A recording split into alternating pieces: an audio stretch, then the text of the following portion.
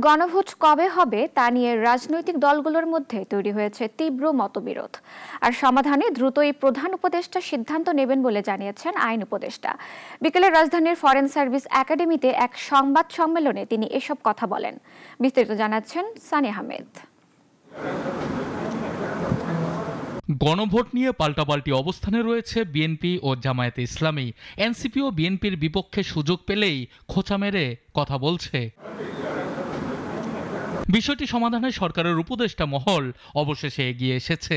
গণভোট কবে হবে সে বিষয়ে প্রধান উপদেষ্টা দ্রুতই সিদ্ধান্ত দিবেন বলে জানিয়েছেন আইন উপদেষ্টা অধ্যাপক ডক্টর আসিফ নজরুল। আর গণভোট কবে হবে ওটা নিয়ে তো বিরোধ তীব্রতম পর্যায়ে পৌঁছে গেছে। সিদ্ধান্ত নেবেন প্রধান উপদেষ্টার নেতৃত্বে আমরা থাকবো, আমরা ওনাকে সহায়তা করার জন্য থাকবো।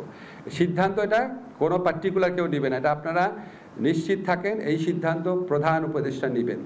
আমাদের সাথে কনসাল্ট করার প্রয়োজন হলে উনি কনসাল্ট করবেন এবং আমরা যে সিদ্ধান্ত নিব সেখানে আমরা দৃঢ় থাকবো। এ বিষয়ে আইন উপদেষ্টা বলছেন 270 দিন আলাপ আলোচনা করার পর রাজনৈতিক দলগুলোর বক্তব্যের মধ্যে যে অনৈক্যের সুর দেখা যাচ্ছে তা হতাশাব্যঞ্জক। প্রধান রাজনৈতিক দলগুলোর বক্তব্যের মধ্যে যে অনৈক্যের সুর দেখছি এটা হতাশাব্যঞ্জক।